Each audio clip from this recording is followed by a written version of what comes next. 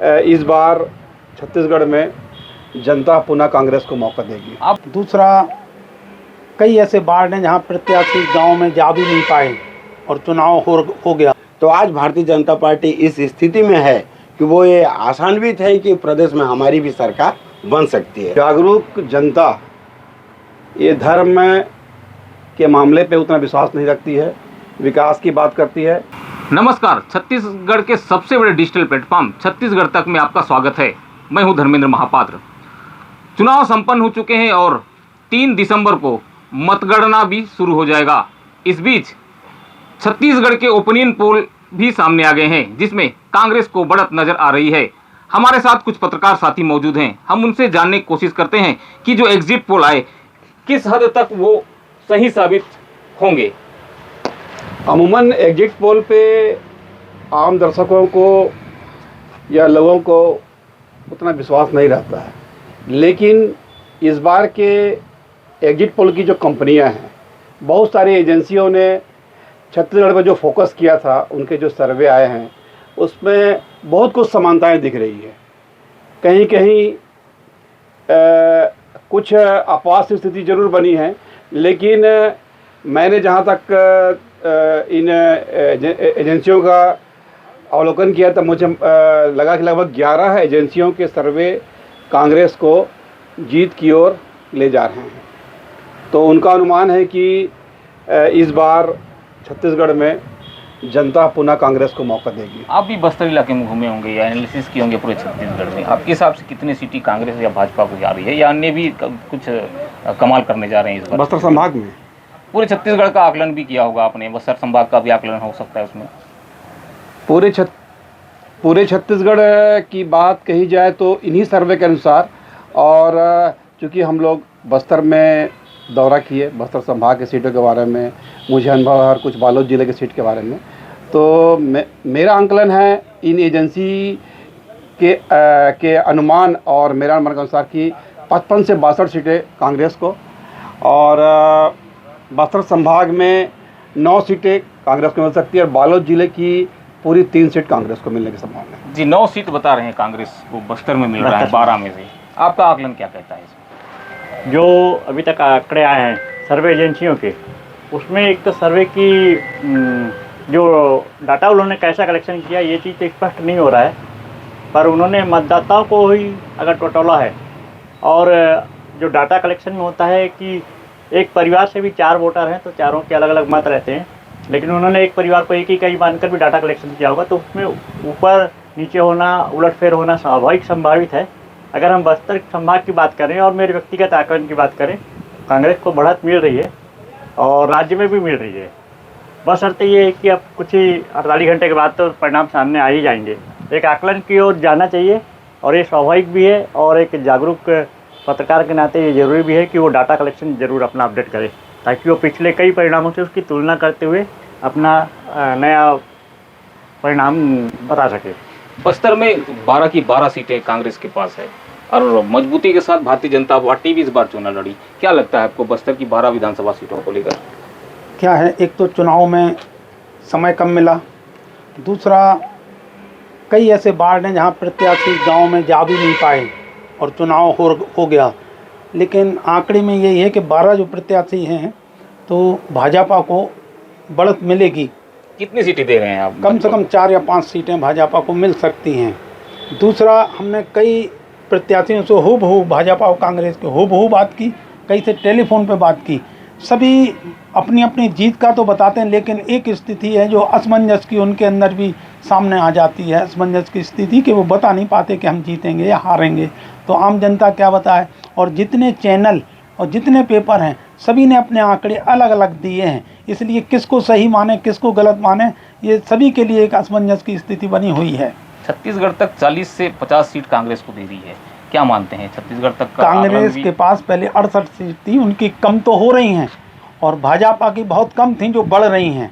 अब सरकार कांग्रेस बना लेगी ये बात अलग है, लेकिन भाजपा काफ़ी बढ़त में है पहले से, और कांग्रेस गिरेगी कई सीटें।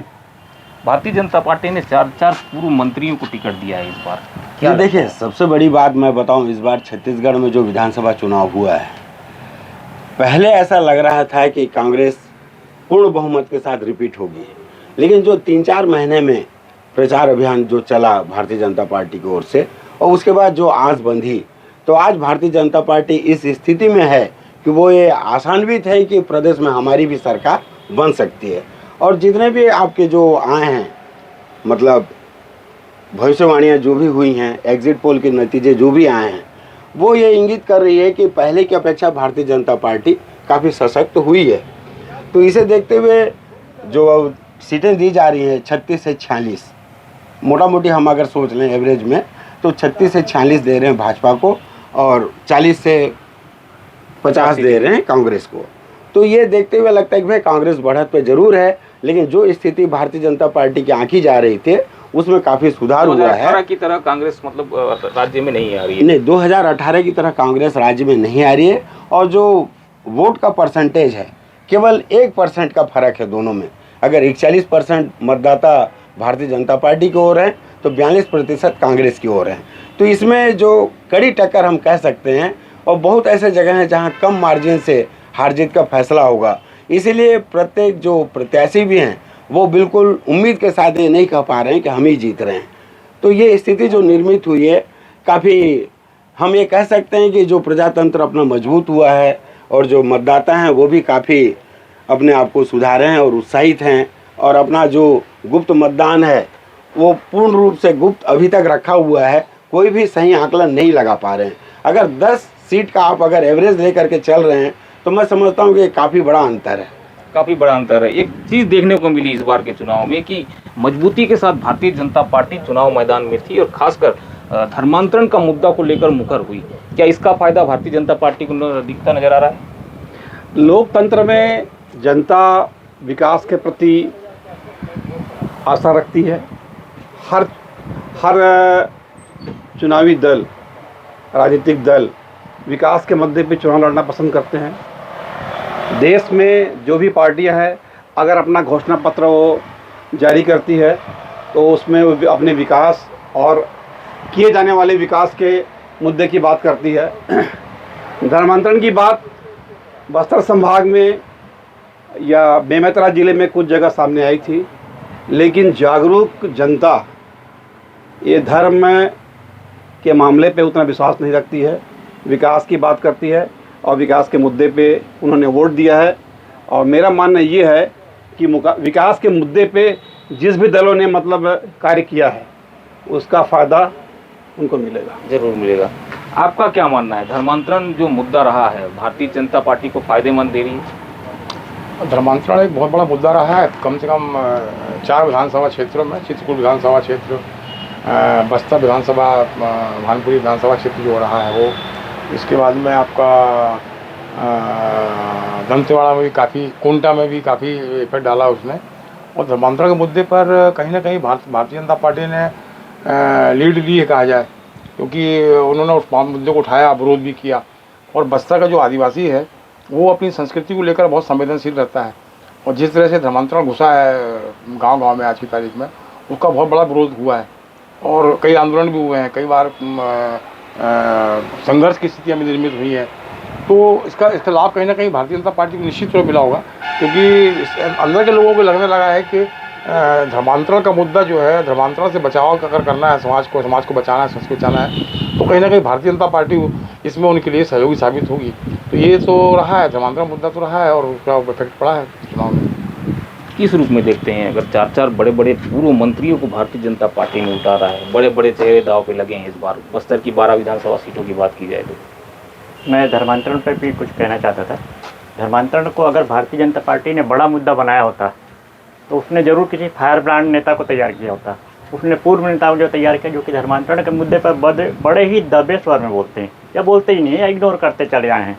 तो भाजपा का अगर धर्मांतरण को वो अपना दांव बना रहे हैं और उसका फ़ायदा मिलेगा बोलते हैं, तो ये बिल्कुल गलत होगा। और जिन 4 मंत्रियों को उन्होंने आजमाया है वो मेरे ख्याल से वो भाजपा के लिए एक आत्मघाती कदम साबित होगा, क्योंकि उनका कार्यकाल और उनकी कार्यशैली से जनता वाकिफ़ हो चुकी थी, इसलिए उन्होंने नकार कर कांग्रेस को वो सत्ता सौंपी थी। तो ये मौका अगर उन्होंने फिर से दिया है, उन्हीं चेहरों को दोहराया है, तो इसका खामियाजा भुगतना पड़ेगा। 4 सीटें भाजपा से जा सकती है। बिल्कुल। जी, बड़े बड़े कांग्रेसी नेता भी इस बार चुनाव मैदान में हैं, क्या उनका फैसला इस बार सुरक्षित है, ठीक ठाक है, क्या मानते हैं? नहीं, इसमें एक सबसे बड़ा जो उलझन आई है वो है महादेव ऐप। महादेव ऐप बहुत बड़ा मुद्दा है और ये अरबों रुपए का है और इसमें सीधा सीधा एक लांछन तो भूपेश बघेल के ऊपर भी लगा है और जांच भी चल रही है। अगर जांच पूरी होती है तो कई लोग जेल में भी जा सकते हैं और इस महादेव ऐप को लेके कांग्रेस में कुछ ना कुछ कमी आएगी।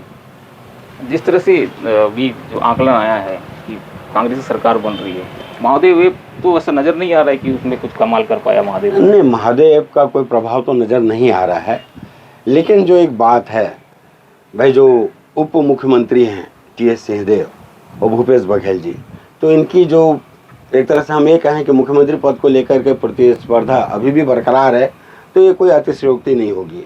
और टी.एस. सिंहदेव जी ने कहा भी है कि मेरा ये आखिरी चुनाव है, अब इसके बाद मैं चुनाव नहीं लड़ूंगा। एक तरह से उन्होंने अपना अभिमत व्यक्त कर दिया है। तो दूसरी ओर देखते हैं कि महादेव ऐप का जो भी है जांच होगी, अगर कोई ऐसा होगा कार्रवाई, तो हो सकता है कि किसी बड़े नेता पे कार्रवाई हो जाए, तो उसे देखते हुए एक कदम कांग्रेस भी उठा सकती है। तो इसे लेकर के जो जद्दोजहद चला हुआ है, इन आपसी लड़ाई के बीच में भारतीय जनता पार्टी अपना भी वो देख रही है कि भाई हो सकता है कुछ हम भी कमाल कर जाएं और इसका लाभ हमें मिल जाए। और मतलब ऑपरेशन लोटस अपना सकती है भाजपा। कोई संदेह नहीं है कि ऑपरेशन लोटस भी अपनाया जा सकता है। छत्तीसगढ़ में छोटा राज्य है और हमेशा की तरह इस बार भी चुनाव में कांटे की टक्कर है, ज़्यादा सीटों का अंतर नज़र नहीं आ रहा है। कोंटा से विधायक हैं कवासी लखमा जी, 6वीं बार चुनाव लड़ रहे हैं, लेकिन उनकी स्थिति कुछ ठीक नज़र नहीं आ रही है, ऐसा इलाके के लोग कहते हैं और जो विश्लेषण कर रहे हैं ऐसा बता रहे हैं। देखिए, कोंटा विधानसभा क्षेत्र में इस बार सीपीआई के उम्मीदवार जो है मनीष कुंजाम जी, एक बहुत ही संघर्षशील नेता है वो, और अंदर के क्षेत्रों में काफ़ी दबदबा रहा है उस आदमी का। इस बार जो जानकारियाँ मिली वो ये मिली हैं कि कांग्रेस के पक्ष में प्रचार करने को लेकर के जो लोग कर रहे थे, अंदर के लोग प्रभाव प्रचार, उनको दबाव डाला गया है।